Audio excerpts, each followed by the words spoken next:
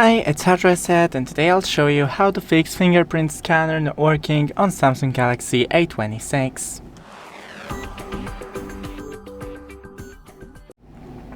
So first, as you can see, fingerprint doesn't match.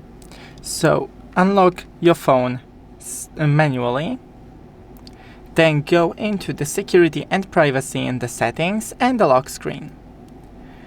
Put in your password, fingerprint, and then right here we have the fingerprint one and remove.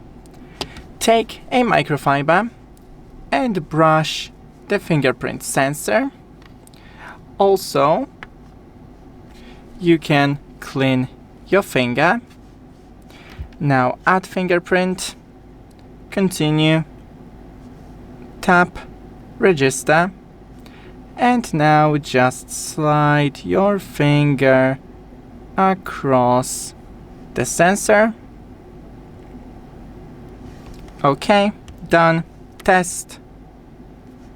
Try again.